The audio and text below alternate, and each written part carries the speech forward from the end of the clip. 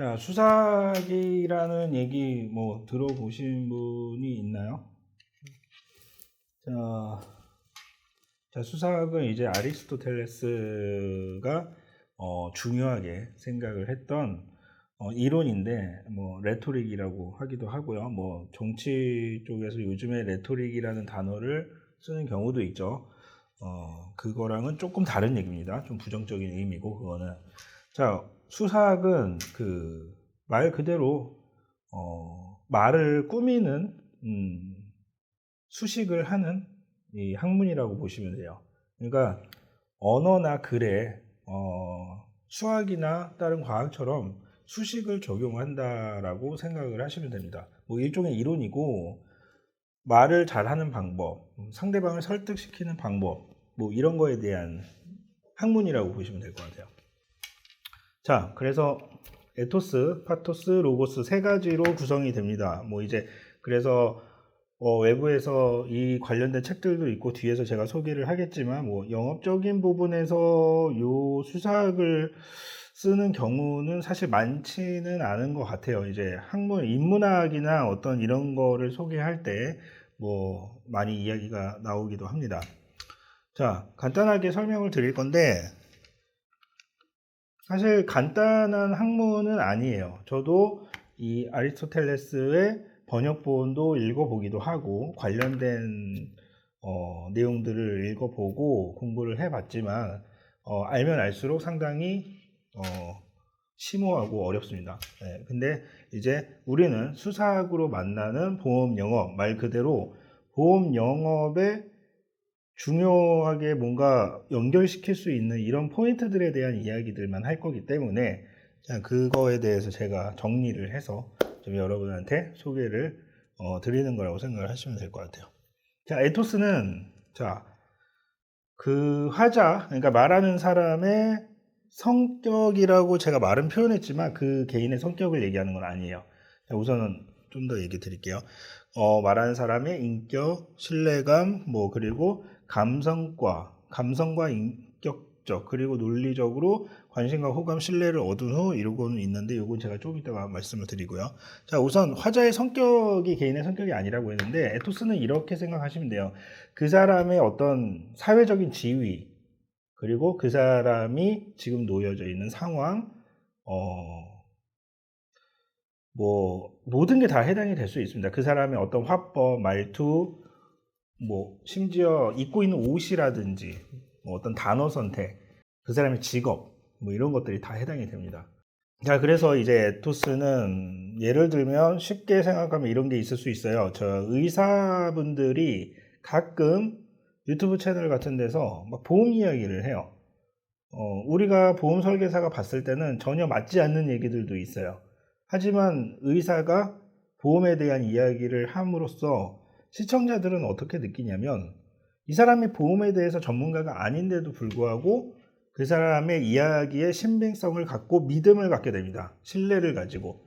자, 이거는 개인적으로 물론 그 사람을 아는 사람들도 있지만, 이 사람이 자기가 의사라는 타이틀을 앞세워서 이야기를 함으로써 에토스를 갖게 되는 거예요. 자, 전문가적인 포지셔닝을 가지고 내가 잘 알지 못하는 분야에 있어서도 그 사람들을 한테 믿음을 줄 수 있는 이런 형성을 갖게 된 거죠. 자, 이런 거에 대한 부분이 에토스라고 생각을 하시면 됩니다. 자, 그래서 개인의 성격이라고 할 수는 없고요. 어떤 사회적인, 그리고 공동체가 생각하는 가치관, 어떤 믿음, 뭐 규범, 이런 걸 통해서 얻은 어떤 그 사람의 인격, 뭐 타이틀, 지위, 그런 거라고 생각을 하시면 될 것 같습니다. 그러니까 그 개인의 성격적인 부분이라고 직역을 하면은 안 되는 부분이 있죠. 아나운서 같은 경우에는 말을 되게 또박또박 잘하죠. 어떤 단어 선택에 있어서도 고급스럽고 뭔가 싸 보이지 않고 이런 것들도 있죠. 이런 것도 이제 언변이 훌륭하다 이렇게 얘기를 하는 것처럼, 뭐 그 사람의 말투나 화법도 굉장히 중요한 에토스의 요인으로 작용을 합니다. 유튜브에서 예를 들어서 이 사람이 뭐 하는 사람인지도 모르고 아무런 정보가 없는데도 무언가 말을 하는 걸 굉장히 잘 해서 시청자로 하여금 공감을 일으키게 하고 이렇게 할 수 있는 것도 어떤 에토스적인 영역이라고 생각을 하시면 될 것 같아요. 뭐 그 사람의 카리스마 이런 것도 포함이 될 수 있습니다. 자, 감성과 인격적 그리고 논리적으로 지금 이 얘기는 사실 지금 뒤에 파토스 로고스를 한 다음에 좀 이야기를 해야 될 것 같아요. 잠깐 넘어갈게요. 자, 파토스는 정서적인 부분을 이야기하는 거예요. 감정적인 부분. 자, 청중의 경향, 욕구, 뭐 어떤 정서, 그리고 감정적인 소구. 자, 감정적인 소구 이렇게 표현했는데, 자, 소구라는 말 뜻을 아시는 분이 있나요? 뭐 그렇게 어려운 말은 아닌데 어떤 뭐 광고나 이런 걸 통해서 그 상대방을 설득하고 뭐 어떤 상품 판매를 위한 구매를 하게끔 만든다든지 지금 얘기하는 이 수사과 어떻게 보면은 일맥상통하는 그런 단어라고 보시면 돼요. 자, 소구를 하는 방법에는 뭐 마케팅 회사를 다니거나 이런 분들은 이 어떤 소구의 방법 여러 가지 그런 것들 기법들도 배우신 분들이 있을 거예요. 뭐 여러 가지 소구의 방법을 다 얘기할 필요는 없고, 예를 들면은, 이 유머로서의 소구, 그리고 공포로서의 소구, 또는 양면 제시, 뭐 이 세 가지 정도만 한번 얘기를 해보면 될 것 같은데, 자, 쉽게 말하면 유머의 소구는 뭐 그런 거예요. 자, 친근한 말이나 뭐 그 사람과 어떤 가벼운 농담, 이런 것들을 통해서 뭐 정서적으로 이런 파토스의 영역이죠. 감정적인 부분을 자, 건드려서 친근감을 얻게 하고 이런 식으로 설득을 할 수 있는 방법이라고 보시면 될 것 같아요. 자, 그리고 공포로서의 소구는 우리가 이제 보험에서는 뭐 공포 마케팅을 한다. 뭐 이런 것도 있고 부정적인 단어로 쓰이기는 하는데 사실상 1대1 대면에서 고객하고 상담을 하는 상황에서는 이 공포로서의 소구가 어느 정도는 분명히 필요합니다. 예를 들면 암 진단비에 대한 부분을 설명을 할 때 암에 대한 발생의 확률, 이미 암에 걸릴 수도 있기 때문에 보험을 가입을 하는 거기 때문에 어떤 미래에 생기는 이 공포적인 알 수 없는 보험 사고에 대한 이야기를 언급을 사실 할 수밖에 없습니다. 자, 그래서 이런 것들이 내포가 될 수밖에 없어요.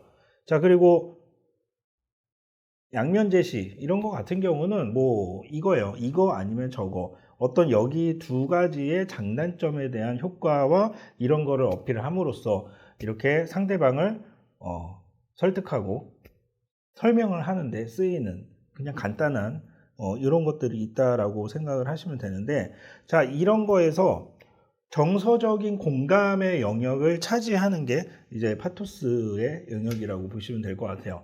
자, 그래서 우리가 보험 영업을 하시는 분들이 이런 거를 중요하게 생각하시는 분들이 있어요. 자, 뒤에 여기까지 한 다음에 다시 돌아와서 좀 얘기를 하겠습니다.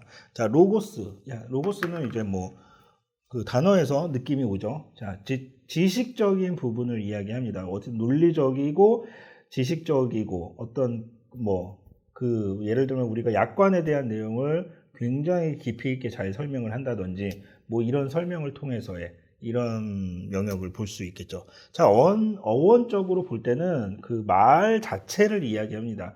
자, 그리고 이 그리스도의 개념에서 로고스도 있는 말이었는데 하나님의 말씀, 신의 이야기라고 뭐 이런 어원이 출발을 합니다. 물론 이거는 종교적인 얘기이기 때문에 굳이 뭐 중요한 건 아니에요. 어쨌든 그런 어원이 있다라는 얘기고, 여기서 이제 왜냐하면이라는 이야기가 나오는데, 제가 지금 하는 강의 안에는 여러 가지 책들이나 여러 가지 이론들에 대한 내용 중에 그냥 제가 느낀 핵심적인 부분들을 뽑아서 여러분한테 설명을 하는 거기 때문에, 자, 이걸 듣고 제가 항상 강조하듯이 본인화 시키려면 제가 한 내용들에 관심이 있거나 나한테 뭔가 맞는 것 같다라는 거는 더 찾아서 공부를 하셔야 됩니다. 자, 설득의 심리학이라는 책이 있어요. 제가 되게 좋아하는 책이고 많이 읽었는데, 저 로버트 치알딘이라는 분이 쓴 굉장한 베스트셀러였죠. 자, 이 중에 굉장히 많은 내용이 사실 있는데, 왜냐하면이라는 얘기를 하나만 소개를 할게요. 자, 설득을 할 때 많이 쓰이는 단어 중에 because 그러니까 왜냐하면이죠. 자, 이 말을 하는 힘에 대한 이야기를 사례로 간단히 얘기를 할게요. 책에 있는 내용 중에 자, 왜냐하면이라는 말을 써서 어떤 사람을 설득을 하는 어떤 실험을 했어요. 이 실험에 어떤 데이터를 갖고 있는지 모르겠는데 사실 옛날에 글을 쓰신 분이라서 어쨌든 뭐 예를 들어서 그러니까 여러 명이 사용을 하고 있는 뭐 어떤 책에서는 복사기라고 예를 들었는데 복사를 하기 위해서 줄을 서 있어요, 사람들이. 저 뭐 요즘 보면 뭐 그렇게 가서 뭐 재본하거나 복사하는 뭐 그런 집들이라고 보시면 될 것 같죠. 가서 줄을 서 있죠. 줄을 서서 한참을 기다려야 내 차례에 복사를 해갖고 갈 수 있는데 뒤에 있는 사람이 뭐 이제 중간에 먼저 줄을 선 사람한테 이야기를 합니다. 제가 먼저 좀 죄송한데 사용을 해도 될까요? 자, 이렇게 말을 하는 경우와 자, 죄송한데 제가 좀 먼저 사용을 해도 될까요? 왜냐하면 제가 지금 너무 바빠서요. 자, 사실 말장난 같은 거라고 보실 수 있어요. 자, 먼저 사용을 해야 된다라는 건 어쨌든 바쁘니까 먼저 사용을 한다는 뜻이죠. 근데 하지만 먼저 사용을 해도 될까요? 라고 물었을 때 그거의 요청에 오케이를 하는 확률과 자 뒤에 자 왜냐하면 제가 너무 어쩌고 저쩌고 어떤 이유에 대한 거를 갖다 붙이는 거죠. 이렇게 됐을 때 확률. 자 후자가 왜냐하면에 대한 이유가 나왔을 때 훨씬 더 확률이 높아진다라는 뭐 연구 결과가 있다고 합니다. 자, 그래서 여기서 중요한 거는 왜냐하면 뒤에 나오는 이야기가 얼마나 논리적이고 이 사람한테 양보를 해야 되는지 그건 중요한 게 아니에요. 왜냐하면의 힘 자체에 대한 이야기를 하는 거기 때문에 물론 왜냐하면 뒤에 나오는 이유가 더 그럴듯하면 훨씬 더 설득의 힘을 높일 수 있겠죠. 자, 아무튼 그런 게 있다라는 얘기고요. 자, 지식의 함정은 이런 게 있습니다. 자, 우리가 많은 보험 상품을 취급을 하고 자, FC로 처음 들어왔을 때를 한번 생각해 보세요. 저도 그랬지만 약관 공부하고 뭐 보상 판례라든지 이런 것들 공부하고 뭔가 내가 전문가스러워지려고 굉장한 노력을 많이 했습니다. 자, 그러다 보니까 아주 사소하고 가벼운 그런 것들이 시간이 지나다 보니까 굉장히 약간 어떻게 보면 매너리즘 같은 거에 빠질 수도 있고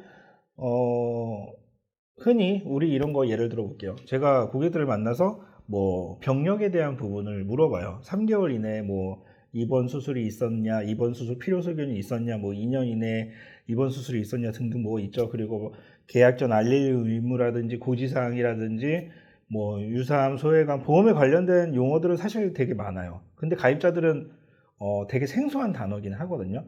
자, 그래서 우리가 FC일 때는 굉장히 친절하게 상세하게 설명을 하는데 팀장, 지사장 되다 보니까 너무 똑같은 말을 계속 반복을 하다 보니까 스스로 이 지식의 함정에 빠질 때가 있어요. 아, 이 정도는 알겠지? 그러니까 생략하고 넘어간다든지 이런 부분이 있습니다. 자, 이 부분은 조심해야 될 부분이기 때문에 제가 언급을 한 거고 자, 로고스는 어쨌든 이런 지식적인 부분의 영역이라고 생각을 하시면 될 것 같아요. 자, 그러면 다시 전으로 돌아가서 우리가 이 로고스, 에토스, 파토스 세 가지 중에 가장 중요한 게 무엇이라고 생각을 해야 될까요? 자, 우리나라에서 이제 이 수사학에 대해서 뭐 책을 내고 또 추가적인 본인의 의견을 이렇게 인문학 서적들을 보면은 다 항상 똑같은 이야기들을 하는 경우가 있어요. 자, 이거는 지금 보이실지 모르겠는데, 관련된 수사학에 대한 내용들을 우리나라 이제 어떤 작가들이 뭐 이렇게 인문학 강의와 자기계발서 그런 식에서 보통 다루는 이야기들인데 다 하나같이 똑같은 말을 하고 있어요. 에토스가 60%, 파토스가 30%, 로고스가 10%의 비율을 두고서 상대방을 설득을 해야 된다. 자, 두 번째 책도 그렇게 할게요. 뭐 이민규라는 분이 끌리는 사람이 1%는 다르다라는 책인데 여기도 똑같은 얘기를 해요. 60, 30, 10%. 자, 유영만의 공부는 망치다 이런 책도 그렇고 이시한이라는 분의 논리로 설득하고 스토리로 공감하라. 여기도 60, 30, 10. 자, 이게 문제점이라는 거예요. 대부분의 제가 이분들을 폄하하는 건 아닙니다. 뭐 저보다 더 잘난 사람들이겠죠. 자, 근데 문제는 어떠한 이론을 가지고 그거에 대해서 정확하게 분석하고 파악해서 글을 쓰지 않는 경우들이 많기 때문에 남이 했던 이야기를 그대로 다시 반복해서 이런 책들이 나오는 경향이 굉장히 사실 많습니다. 이거는 뭐 비단 책이나 도서에 관한 문제점만의 는 아니죠. 뭐 유튜브라든지 블로그라든지 너무 많습니다. 누가 하나가 이런 식으로 이야기를 하면 다 따라서 하는 경향들이 있습니다. 제가 제일 싫어하는 행동이고 제일 멀리 해야 되는 어떤 마케팅적인 부분이라고 생각을 합니다. 자, 어쨌든 사실 아리스토텔레스라는 그 학자도 에토스를 가장 중요하다고 강조를 한 건 맞아요. 하지만 뭐 이게 몇 퍼센트니 60%를 가져야 되고 파토스는 딱 30%만 가지고, 아니 우리가 누군가를 설득할 때 어떻게 이런 거를 뭐 퍼센트를 딱 따져가지고 합니까? 그런 건 아니에요. 절대 그렇지 않으니까 그런 책들을 보면 망칩니다. 예. 이게 뭐가 중요하고 어떤 식으로 해야 되는지에 대한 이해를 먼저 하는 게 중요하다는 거죠. 자, 에토스와 파토스, 로고스 사실 저는 다 중요하다고 생각해요. 하지만 저는 이게 조화가 잘 돼야 된다고 생각을 하거든요.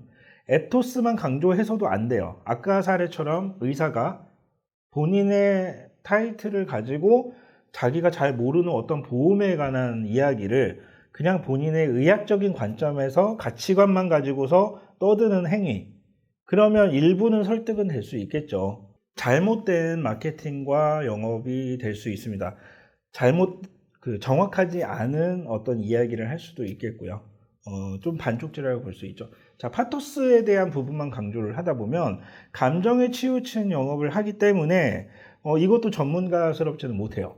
로고스에 대한 부분은 물론 전문가스럽게 논리적이고 지식적인 부분을 강조할 수는 있지만 매력이 떨어질 수 있어요. 저는 애초에 FC 때부터 영업을 할 때 사실 파토스에 대한 부분은 강조를 하지 않았습니다. 로고스와 에토스에 대한 부분만 생각을 했어요.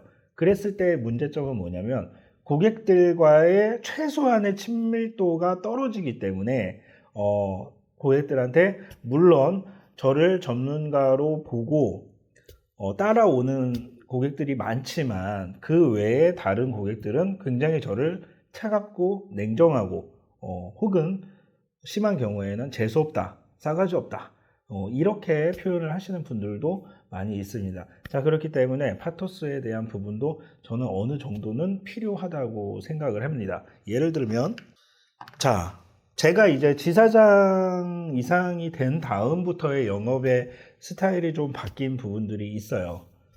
자, 욕망과 감정을 읽기라는 이런 부분들이 있어요. 자, 우리가 뒤에서도 얘기를 하겠지만 최초의 고객하고 상담 통화를 할 때 가장 먼저 중요한 거, 제가 항상 강조하는 거, 고객들의 상황을 파악을 해야 된다는 겁니다. 상황을 파악을 하지 못한다면 제가 뭐라고 했었죠? 상황을 제시를 해야 되는 거고요. 그 얘기는 제가 조금 더 이따가 자세하게 할게요. 자, 왜 그러냐면 고객의 상황을 파악을 할 때는 우리가 고객한테 먼저 질문을 합니다. 자, 그렇지 못한 경우에는 예를 들어서 암보험에 대한 상담이 들어왔어요. 암보험의 상담이 들어왔으면 설계사는 본인이 이 암보험을 팔아야 되기 때문에 본인의 하고 싶은 말만 먼저 막 쏟아내는 경향들이 있습니다. 특히 뭐 TM 같은 콜로 영업을 하시는 분들은 그럴 수 있겠죠. 왜냐하면 내가 빠른 정보를 이 사람한테 해야 되기 때문에, 심지어 상대방이 듣고 있는지 없는지도 관심조차 없어요. 제가 설계사로 관리자로 있지만 가끔 이제 TM 같은 영업을 전화를 해 오시는 분들의 통화를 일부러 들을 때가 있거든요. 어떻게 하는지. 잘하는 경우를 거의 대부분 못 봤습니다. 제가 말을 안 하고 있고 전화기 수화기를 내려놔도 그분들은 한 5분 동안 계속 본인들 할 말만 떠들어요. 자, 그런 식으로 영업을 해서는 절대 안 되겠죠. 저는 처음부터 항상 고객들과 통화를 할 때 먼저 질문을 합니다. 제가 하고 싶은 얘기는 우선 뒤로 밀어두고 고객한테 여러 가지 질문을 하게 돼요. 이 질문을 하는 이유가 뭘까요? 궁금해서 개인적으로 그런 거 없어요. 그게 아니라 고객의 상황을 파악하기 위해서 질문을 하게 됩니다. 자, 계속 연결되는 얘기라서 조금 뒤에 이 내용은 더 자세하게 얘기를 할 건데요. 자, 우리는 돈으로 무엇을 사는가? 이거랑 지금 계속 비슷한 이야기인데, 제가 조금 전에도 고객한테 어떤 질문을 한다고 했죠. 질문을 하는 거에 대한 중요성은 제 뒤에 영상이 하나 나오니까, 잠시 후에 얘기를 하고, 제가 파토스적인 영역에서 강조하는 우리는 돈으로 무엇을 사는가? 이 얘기는 사실 제가 예전에 문제적 보험 팟캐스트에서도 이야기를 했던 주제이기도 합니다.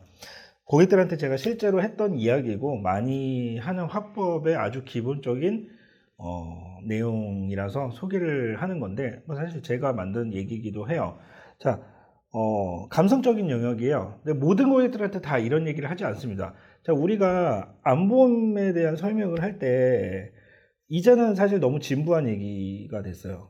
예를 들면 암진단비는 치료비가 부족해서 가입하는 게 아니다. 예, 암진단 후에 생활비에 대한 부분을 확보하기 위해서 가입하는 거다. 우리 여러분들도 많이 얘기하시는 얘기잖아요. 그렇죠? 그리고 옛날에처럼 뭐 암진단 받으면 뭐 기둥뿌리 한두 개 뽑힌다 이런 얘기는 이미 90년대, 2000년대 초반 뭐 그 이유는 통하지 않은 얘기예요. 사실 우리나라의 건강보험 굉장히 잘 돼 있죠. 자, 그리고 실비도 있기 때문에 치료비가 부족해서 뭐 암 걸려 죽거나, 사실 이제는 그런 시대는 아니라는 거죠. 자, 그럼 생활비로 이제 접근을 해야 되는데, 생활비가 필요하다는 얘기는 뭐 이제는 누구나 다 할 수 있어요. 하지만 이런 이야기를 어떻게 하는지가 중요하겠죠. 예를 들면 뭐 운전자 보험을 가입하는 이유에 대해서 자동차 보험에서 보상하지 않는 형사적인 처벌을 보상을 합니다 라고 보통 많이 설명을 하죠. 이건 누구나 다 할 수 있는 얘기예요. 하지만 마음에 와닿지가 않아요. 예, 그 얘기가 와닿지 않는다는 거죠. 틀린 말은 아니지만.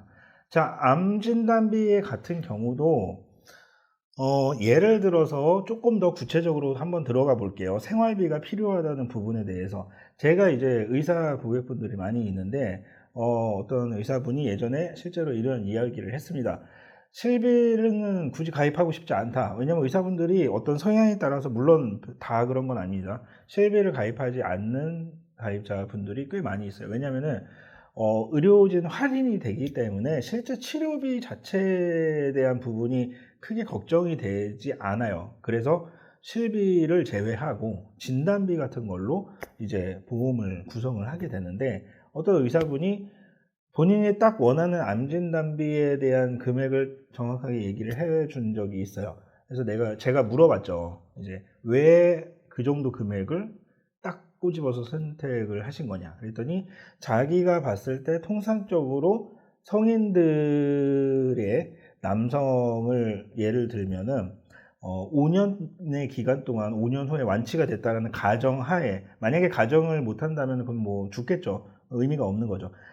그 암보험을 가입하는 거는 내가 암에 걸려도 잘 치료를 해서 극복을 해서 완치를 할 거라는 전제 하에 얘기를 하고 가입을 하는 거겠죠. 자, 그래서 그렇게 5년 정도의 치료 뒤에 완치가 된다는 조건에서 보통 일반적으로 자기가 본인이 봤을 때, 환자들을 봤을 때 평균적으로 휴직기를 갖는 기간이 2년에서 3년 정도는 봐야 된다라고 확률적으로 이야기를 하시더라고요. 그래서 자기가 본인이 3년 정도의 휴직기를 가졌을 때 발생하는 생활비가 나는 이게 필요하다.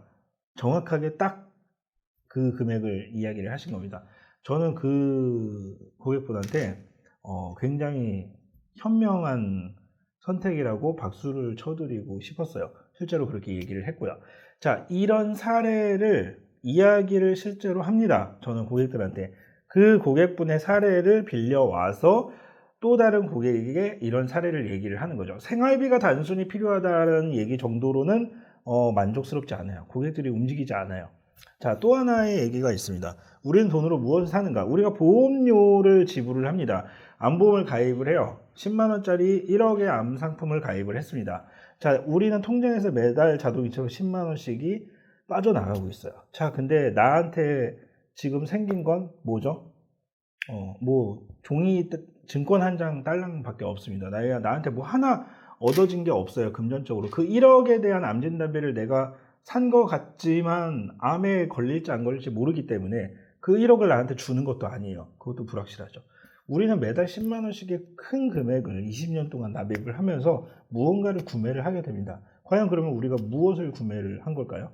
자, 우리가 구매한 건 바로 보험회사가 보험금 지급 사유가 발생했을 때 가입자, 계약자, 피보험자한테 보험금을 지급할 거라는 약속을 구매하는 행위라고 저는 이야기를 합니다. 고객분들한테 실제로. 근데 모든 분들한테 다 얘기를 하지는 않아요. 자, 이게 먹힐 만한 사람이 있고 안 먹힐 만한 사람이 있겠죠. 자, 감성적인 부분을 건드릴 때에도 그 사람의 성향과 상황을 파악을 해야 된다는 얘기예요. 그게 안 된 상태에서 일방적인 누군가가 우리 본부장님이 암진단비는 약속을 사는 거예요 라고 들었다고 해서 아무한테나 이런 소리를 똑같이 떠든다고 해서 그게 다 먹히지는 않겠죠. 자, 그래서 제가 아까 처음에 강조했던 게 상황을 파악을 해야 된다라는 이야기입니다. 상황 파악에 대한 얘기는 앞으로 계속 나올 거예요. 자, 분노와 편정심은 오늘 시간 관계상 생략을 하겠습니다. 나중에. 자, 에토스에 대한 부분은 예를 들면 제가 본부장으로 지금 있잖아요. 본부장으로서 여러분들한테 지금 이런 얘기를 하는 거랑 듣도 보도 못한 그냥 어떤 FC 처음 보는 사람이 와서 이야기를 똑같은 얘기를 하는 거랑 과연 듣는 사람들의 반응이 어떨까요? 당연히 다르겠죠. 자, 그리고 저보다 더 뛰어난 이제 본부장들, 더 경험이 많고 더 실적이 높고 혹은 뭐 우리 회사의 이용진 대표님이라든지 또 아니면 자기가 본인이 어떤 타이틀을 가지고 있는 분들, 그런 얘기 사람들의 이야기라면 또 다른 식으로 반응을 할 수 있겠죠. 자, 그래서 우리는 감성과 그리고 어떤 인격적이고 논리적인 이런 걸 적절하게 섞어서 고객의 관심과 호감과 신뢰를 얻어야 됩니다. 호감과 신뢰를 얻는 방법들은 제가 좀 전에 앞에 얘기했던 어떤 무엇을 사는가에 대한 이야기들도 있을 거고요. 그리고 제가 좀 이따 얘기할 또 여러 가지 이야기들이 있습니다. 그런 걸 하고 마지막에 이제 제가 아까 얘기했던 공포, 어떤 적절한 합리적인 공포를 보여주는 거예요. 우리가 설계사는 고객한테 생길 수 있는 미래에 대한 어떤 다양한 리스크들이 있습니다. 그거를 우리는 필름처럼 쫙 보여주고 이 사람이 실제로 느끼지 못하는 알 수 없는 그런 리스크에 대한 대비를 할 수 있는 그런 희망을 또 넣어줘야 됩니다. 자, 이런 게 되지 않는다라면 단순히 가입자가 저 실비 가입하고 싶어요. 저 단독 실비 가입할래요. 그래서 단독 실비 가입시켜주고 끝나요. 실제로 제가 있었던 사례인데 지금은 이제 프라이빗을 떠난 어떤 설계사 이야기인데 왜 너는 단독 실비만 가입을 자꾸 해주냐 하고 물었더니 자기는 마음의 양심적인 어떤 가책이 있어서 고객이 단독 실비를 문의를 했기 때문에 그거 이상의 다른 상품을 더 푸시를 하는 거는 조금 마음에 죄책감이 든다. 이런 말을 한 설계사가 있었습니다. 개소리예요. 네. 자기가 그냥 자기 스스로를 합리화시키는 거예요. 그 사람한테 그런 상품을 팔 수 없으니까 그냥 나는 착한 사람이야. 나는 고객한테 막 상품을 푸시하지 않는 그런 설계사야. 나름대로 양심적인 것 같아. 자, 그렇게 자기 합리화를 하고 위안을 하면서 생활을 해갑니다. 자, 그렇게 하니까 어떻게 되겠어요? 최소한의 돈벌이도 안 돼요. 우리는 이걸 직업으로 선택하고 돈을 벌려고 시작한 거예요. 하지만 그렇다고 해서 돈벌이만 생각해서 고객을 마치 진짜 쉽게 얘기해서 호구로 생각을 해서 그런 식의 영업을 하면 또 오래 가지 못하겠죠. 반대로 이런 식으로 고객한테 그러니까 고객한테 미래에 생길 수 있는 어떤 리스크에 대한 부분들 이런 거를 충분히 잘 설명을 해서 이 사람이 지금 진단비가 없는 경우에 왜 진단비를 해야 되는지 처음에 진단비에 가입 니즈가 아예 없었지만 이 사람이 어떤 설계사를 만나서 얘기를 들어보니까 그게 필요한 것 같다. 해야 될 것 같다. 라는 이 사람한테 상황을 제시를 해줘야 됩니다. 제가 아까 전에 얘기를 분명히 드렸죠. 고객의 상황을 파악하고 성향을 파악해서 이 사람한테 상황을 제시를 해줘야 된다고 말씀을 드렸죠. 그런 이야기들을 하는 거예요. 이거를 근데 하지 못한다면은 사실 설계사를 하지 말아야 돼요. 네, 그거를 마치 본인이 착한 사람이고 양심적인 사람이라서 그렇게 하는 거다. 다른 설계사들이 푸시를 하는 거는 다 돈벌이를 위해서 하는 거다라고 이렇게 마치 흑백놀이처럼 이렇게 생각하면 안 되죠. 자, 그래서 다음으로 넘어가 보면, 자, 오늘 잠깐 소개하는 인물인데 아시는 분들도 많을 거예요. 조던 벨버트라고. 자, 이 영화 보신 분들도 있죠. 더 울프 오브 월스트리트. 자, 디카프리오가 주연을 했고 이 사람의 일대기를 그린 영화입니다. 뭐 저도 봤고요, 물론. 뭐 중요한 건 아니에요, 히스토리는. 뭐 이렇게 태어났고 뭐 사기꾼으로 옥살이도 하고 지금은 또 이제 자기계발 강의 같은 걸 하면서 이렇게 하고 있습니다. 이 사람이 얼마나 뛰어나냐 아니면 사기꾼이냐 이런 이야기를 하려고 소개를 하는 건 아닙니다. 우리가 어떤 누군가의 이야기나 이런 걸 들을 때는 그 사람의 모든 것을 다 따라서 흡수하는 게 아니라 본인한테 필요한 것만 걸러서 할 수 있는 그런 능력이 사실은 있어야 돼요. 자, 그래서 영상을 하나 보여드릴 거예요. 영화에 나왔던 부분이죠.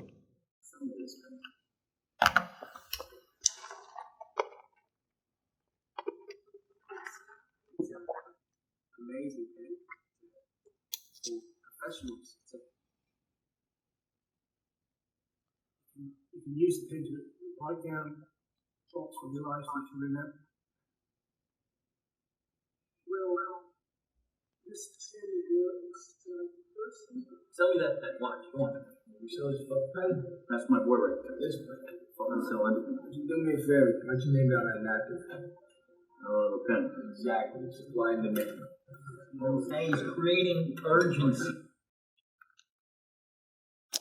자, 여기서 이 영화의 이 클립을 가지고 어떤 영업적으로 어떤 막 강의를 하시는 분들도 있습니다. 뭐 저도 물론 지금 똑같이 그걸 활용을 하지만, 근데 대부분이 여기서 아까 어떤 코스염 아저씨가 그랬죠. 수요와 공급. 그러니까 처음에 디카프리오가 펜을 팔아보라고 영업사원들한테 막 어떤 퀘스천을 하죠.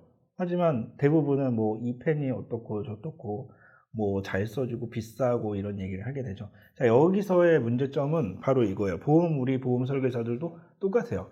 자, 암보험에 문의가 들어왔어요. 내가 암보험을 이 사람한테 팔아야 되기 때문에 바로 눈앞에 있는 암보험에만 집착을 하게 됩니다. 저 사람들이 펜을 팔아보라고 했더니 이 펜이 좋은 이유나 뭐 이런 거를 설명하는 거랑 똑같다는 거죠. 자, 하지만 저기 코스염에 대한 저분이 나오면서 디카프리오가 그런 얘기를 하죠. 이 새끼는 뭐든 다 팔 수 있다고. 자, 물론 되게 극단적인 어떤 비유이고 어떤 개그적인 요소가 충분히 들어간 거고 너무 좀 그렇죠. 사실 그래요. 일상적인 이야기라고 볼 수는 없죠. 자, 거기서 펜을 살 수밖에 없는 상황을 만들죠. 사인을 해달라고 하고 종이가 있는데 펜이 없어. 그럼 펜을 사라. 네, 말장난 같지만 상황을 제시를 해준 겁니다. 네, 펜을 사야 되는 그 상황을 만든 거예요. 거기서 중요한 본질을 우리가 파악을 해야 되는데 저기서 그 코스튬 아저씨가 그랬어요. 수요와 공급. 자, 뭐 물론 맞는 말이에요. 근데 뭐 이제 영업사원들이 이걸 가지고 수요와 공급에 대한 이야기를 떠들어대고 막 장황하게 설명을 해요. 자, 그건 중요한 게 아니에요. 수요와 공급에 대해서 모르는 사람들은 없어요. 네. 상황을 만들어주는 게 가장 중요한 핵심입니다, 여기서. 자, 이 뒤에 영상이 하나가 더 있는데, 자, 이거는 조던 벨버트가 실제로 이제 인터뷰, 뭐, 어디 대학 강연에서 뭐 이야기를 했었던 거 뭐 같아요. Hello, Mrs. Belfort. Thank you so much for being here. I have one question, and I'm a huge fan of your film, so this just comes quite naturally. Can you please sell me this pen?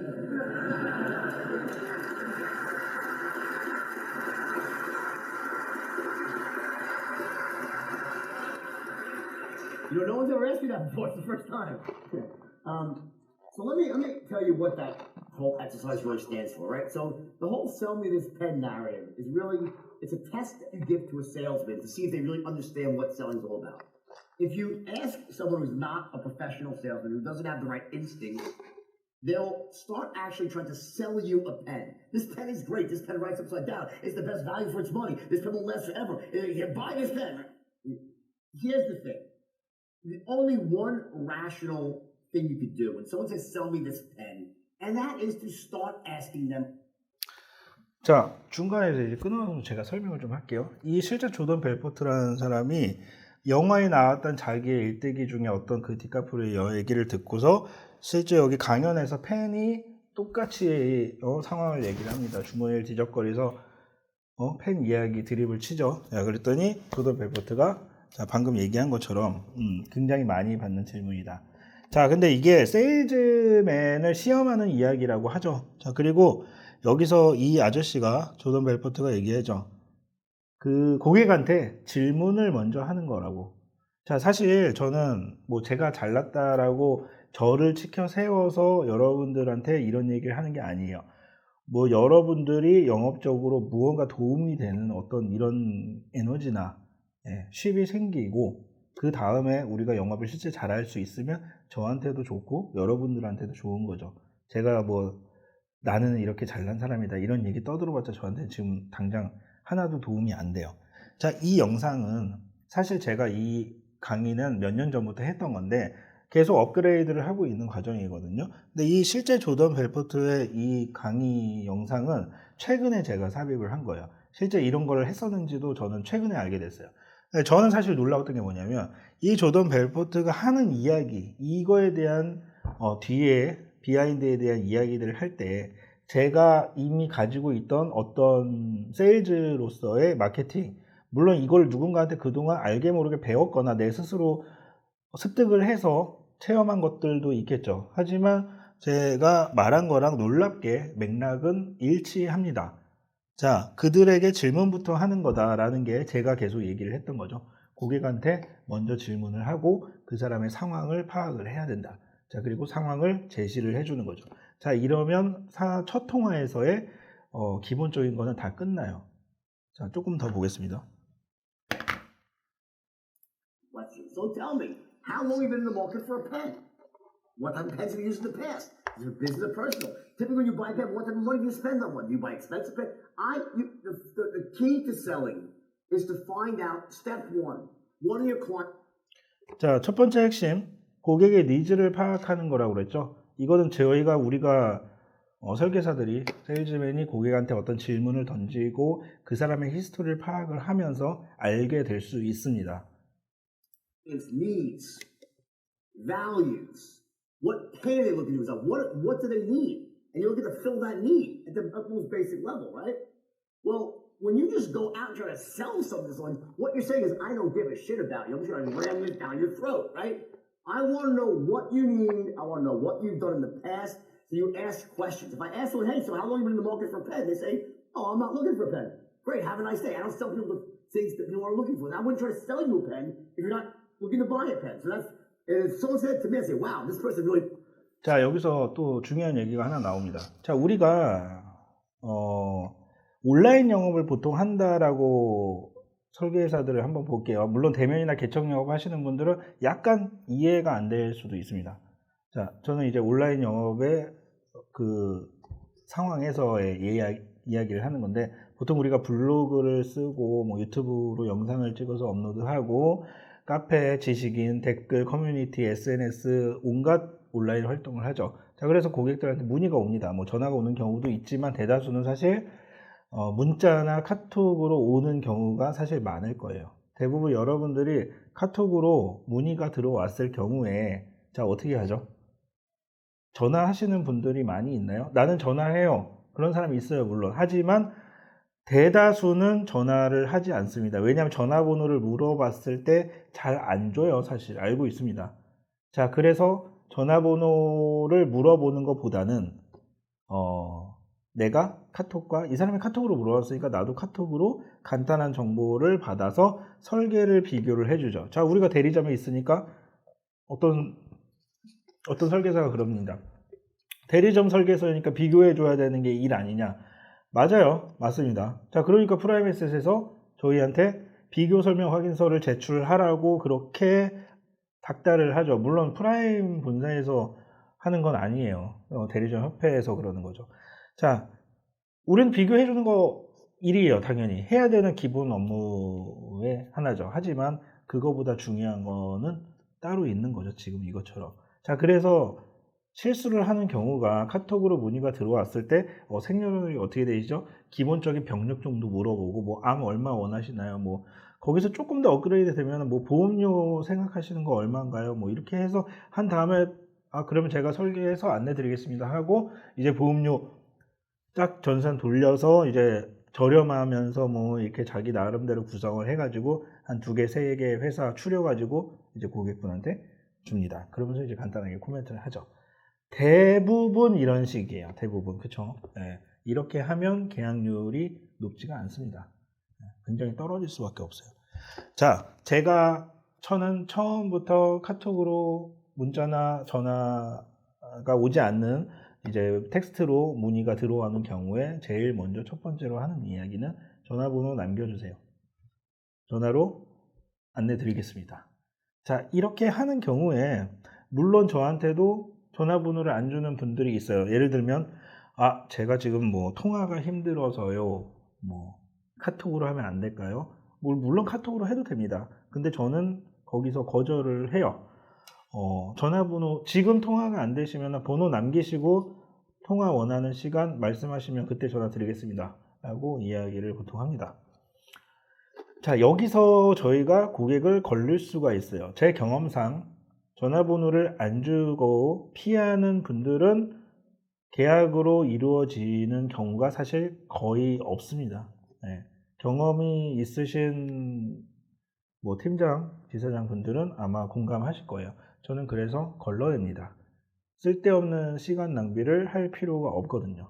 자, 이거는 뭐 다 저의 스타일을 따라 하실 필요는 없어요. 그만큼 제가 뭐 당당한 뭔가가 있어서 그럴 수도 있습니다. 물론 저한테 연락을 주시는 분들이 문제적분 팟캐스트나 다른 제가 활동을 오랫동안 했던 커뮤니티를 보고 어느 정도 저에 대해서 알고 연락을 주시는 분들도 물론 있거든요. 그렇기 때문에 제가 전화번호 달라고 했을 때 순순히 주시는 분들이 많을 수도 있어요. 하지만 모르는 사람들한테도 제가 전화번호를 바로 요청을 하면 주시는 분들이 상당히 많습니다.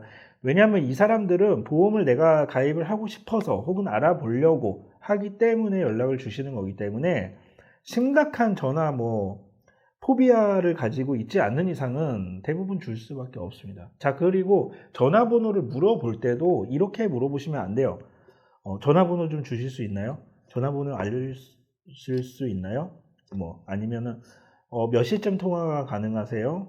그때 제가 전화 드릴 테니 전화번호 알려주세요. 이런 식의 전화번호를 요구하는 행위는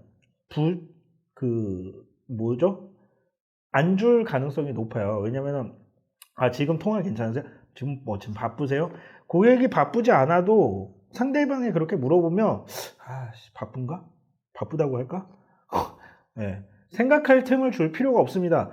지금 통화가 괜찮냐 안 괜찮냐라는 말은 전화번호 받고 걸어서 물어봐도 돼요. 전화번호가 어떻게 되시죠?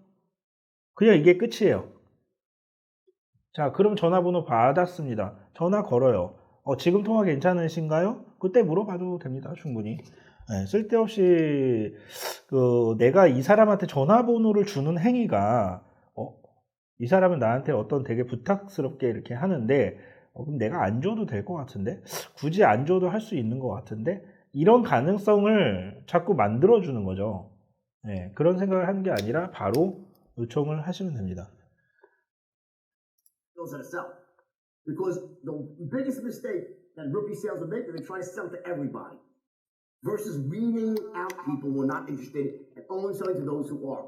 So I ask questions, but not any question. I ask pointed questions to identify what type of pens you've used in the past, how much money you have. Now the pen is like a euphemism for any product, right? By doing that, I can get a good sense of what you're about. And then when I'm done asking my questions, and I know what I need to know, I'll say, well, based on what you said to me, this pen is a perfect fit. You let me tell you why. And now I'm actually matching my pen to what you need, and I tailor my presentation to fill that need, and it's much more elegant. Make sense? Yes. Okay, great. 자, 방금 제가 했던 이야기들하고 거의 일맥상통이 되는 얘기죠. 통화를 제가 하는 이유는 불필요한 고객을 걷어내고 내가 할 수 있는 고객들한테 집중을 하기 위해서 하는 행동입니다. 자, 우리 알고 있는 얘기죠. 지피지기 백전백승. 자, 알면 알수록 우리는 상대방에 대한 정보를 많이 알면 알수록 이길 수 있는 확률은 증가합니다. 자, 이게 제가 뭐 자주 했던 얘기기도 하죠. 자, 그리고 뭐 예전에 이순신 장군이 요즘 사람들, 요즘 분들은 이제 아시는 분들이 있는지 모르겠는데 학교 다닐 때 저희는 그런 거 배웠어요. 적군한테 맞아서 죽어가고 있습니다.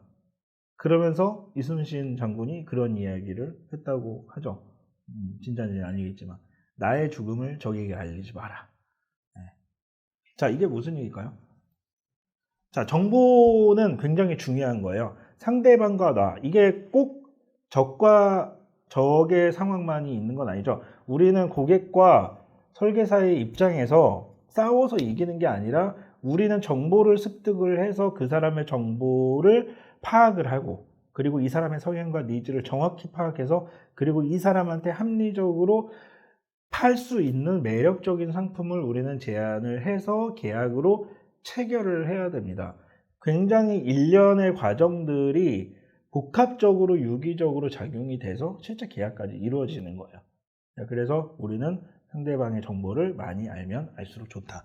이런 이야기를 하는 겁니다. 온라인 영업 설계사들의 문제점. 자, 이거는 제가 아까 전에 얘기를 했어요. 카톡에 대해서 이렇게 들어왔을 때 유선 상담 없이 그런 식으로 비교해서 설계를 내보내 주죠. 아까 거기서 빠진 얘기가 있는데, 자, 고객들은 우리들한테 카톡을 주면서 연락을 합니다. 안보 문의하려고요. 이렇게 해서 우리는 상담 없이, 통화 없이 그냥 비교 견적 내주고 카톡으로 몇 마디 나눠주고 이렇게 하면 일정 확률로는 물론 계약으로 되겠죠. 자, 근데 우리 주변에, 여러분들 주변에 보세요. 일은 겁나 열심히 하고 맨날 설계하고 상담 제안서 설계 내보내는데 계약은 잘 못하는 설계사들이 있습니다. 왜 그럴까요? 바로 여기에 문제입니다. 이 사람들은 매력이 없어요. 에토스적인 부분도 없고 파토스적인 부분도 없습니다. 로고스도 없어요. 자, 그런 비교 견적을 내주는, 설계 여러 개 주는 사람들은 나 말고 다른 일반 온라인에 영업하는 설계사들도 다 똑같이 하는 행동입니다. 그 중에 그냥 나눠 먹는 거예요. 확률적으로. 운 좋으면 나랑 계약하는 거고, 내가 운이 나쁘면 다른 사람하고 계약을 하는 거고. 자, 이런 다른 사람들이 하는 멍청한 짓을 똑같이 날까 우리까지 할 필요는 없다는 거예요.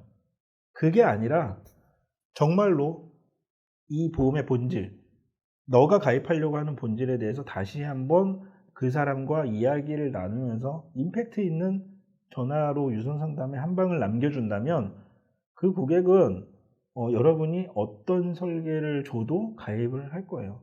저는 그렇게 해서 죄송한 얘기이긴 하지만 본사에 비교 견적 안 합니다.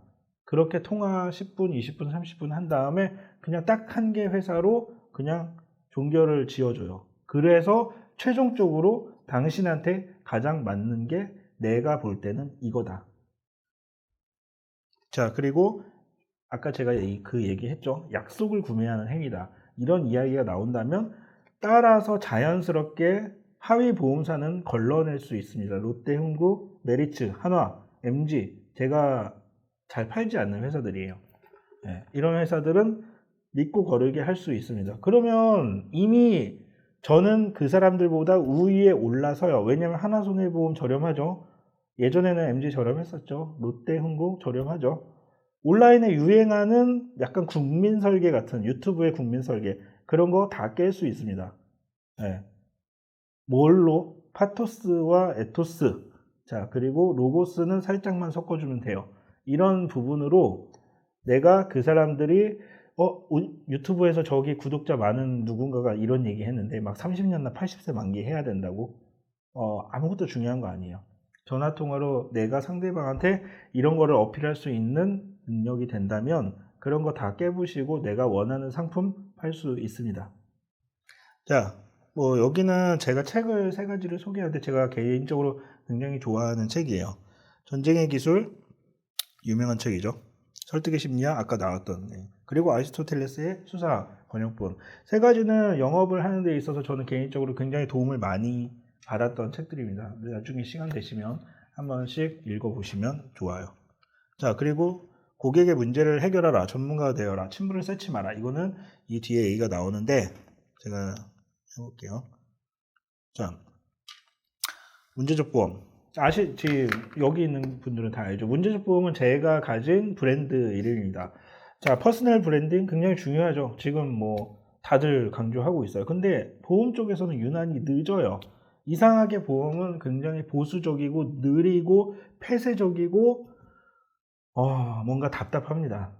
저는 원수사 출신도 아니고 원래 온라인 쇼핑몰을 10몇 년 동안 해오다가 온라인 마케팅에 원래 젖어 있는 사람이었어요. 근데 보험을 시작하고 나서 제가 느낀 건 뭐냐면 굉장히 답답하고 이 바닥은 지저분하고 굉장히 느립니다. 내 거를 뺏기는 걸 굉장히 싫어하고 자기 밥그릇 마냥 막 치고받고 싸워요. 발전할 수 없는 형태예요. 자, 남을 꼭 경쟁의식을 가지고 같은 유튜브를 하시는 분들이, 보험을 하시는 분들이 적이라고 생각하실 필요가 없어요. 협업을 통해서 더 이런 많은 거를 만들어낼 수 있습니다. 물론 지금 그 얘기를 하려고 하는 건 아니고요. 자, 문제적 보험은 제가 2017년 이때쯤인 것 같은데 그때부터 제가 만든 팟캐스트의 이름이자 지금 유튜브 채널의 이름이고요. 제가 또 책을 내고 있는 문제적 보험 책의 이름이기도 하고요. 제가 브랜드를 가지고 있는 상표권 분쟁이 있었습니다. 문제적 보험을 누군가 뺏어가려고 했었고 제가 큰 돈을 내서 결국 지켰고, 그리고 뭐 사업자 등록도 했고, 올 겨울에는 이제 아마 책이 나올 겁니다. 자, 전문가로서의 포지셔닝에 대한 부분을 얘기를 할 거예요. 자, 고객은 환자라고 좀 이상한 말을 썼는데, 자, 고객은 환자예요. 아픈 사람이라는 얘기를 하는 게 아니고요. 우리 환자들이 병원에 찾아갑니다. 병원에 찾아갈 때 의사를 만나서 수많은 정보를 쏟아내죠. 내 개인 정보를. 제가 언제부터 이랬는데 저는 이럴 때는 이렇고 어떨 때는 어떻고 이런 증상이 나오고 의사한테 구구절절 굳이 하지 말아야 될 얘기까지 다 나와요. 어떤 분들은 뭐 개인적인 사생활까지도 막 이야기를 하겠죠. 자, 왜 환자들은 의사한테 그런 정보를 막 쏟아낼까요? 병원에 가서. 자, 바로 이 의사가 지금 내 증상을 치료해 줄 수 있는 전문가라고 생각을 하고 갔기 때문에 그런 겁니다. 자, 보험에서도 설계사가 전문가가 되셔야 됩니다. 고객하고 친분을 쌓으려고 지금 우리가 설계사를 하는 게 아니라는 얘기예요. 어떤 누군가들은 어떤 라포 형성, 고객과의 친근감과 이런 거를 이용해서 영업을 하시는 분들도 물론 있습니다. 자, 이거는 굉장히 좋지 않은 방법이에요. 당장 눈앞에 계약을 할 수는 물론 있습니다. 하지만 이런 분들의 특징은 전반적으로 유지율이 좋지 못하고 해지권이나 철회권이 굉장히 많습니다. 자, 철회를 당했을 때, 해지를 당했을 때 설계사들이 짧은 생각을 하는 설계사들은 어떤 마인드를 가지고 있냐면 고객을 욕합니다. 짜증나죠. 솔직히 저도 짜증날 수 있어요. 하지만 저는 뭐 여태까지 영업을 하면서 그렇게 철회를 당한 경험이 많지 않습니다. 철회를 당한다는 것은 설계사로서 굉장히 스스로 치욕스럽고 창피하고 부끄러운 일이라는 것을 본인이 인지해야 돼요. 그 사람이 문제가 아니라 나한테 문제가 있었구나. 내가 이 사람한테 신뢰를 충분히 주지 못했구나. 믿음을 그만큼 더 못 줬구나 라고 반성을 하셔야 됩니다. 초기에 특히 해지당하거나 철회당하는 분들, 온라인에서 요즘에 유튜브로 뭔가 빵 채널 터트려서 막 태아보험 뭐 열심히 해서 이런 최소한의 상담 없이 막 찍어내듯이 계약을 하시는 분들이 있어요. 300만원, 400만원, 500만원, 뭐 600만원. 저는 이런 사람들을 더 위험하게 봐요. 그렇게 보는 이유가 뭐냐면 이런 분들은 개개인적으로 고객분들하고 충분한 상담이 이루어지지 않습니다. 그렇기 때문에 철회권이나 해지권이 굉장히 많이 나오게 돼요. 자, 근데 그런 분들은 특징적으로 당연히 내가 이렇게 계약 많이 하는데 일정 확률로 나와야 되는 거 아니야? 이렇게 말을 하는 사람들이 있는데 굉장히 위험한 생각입니다. 장기적으로 가기 힘들어요, 이런 분들은. 철회권을 줄이고 해지권을 줄이고 유지율을 높이는 게 설계사한테는 굉장히 중요한 일이에요. 자, 그렇기 때문에 그렇게 환자들은 의사한테 그 사람이 내 문제를 치료해 줄 수 있는 전문가라고 믿기 때문에 그렇게 한다는 얘기예요. 우리는 전문가가 돼야 됩니다. 고객들의 친구가 되는 게 아니라 전문가가 되는 거예요. 자, 그래서 이 사람은 나를 지금 영업하는, 지금 나한테 영업을 하려고 하는 건가? 아니면 전문가로 이 사람이 나를 인식을 하는가?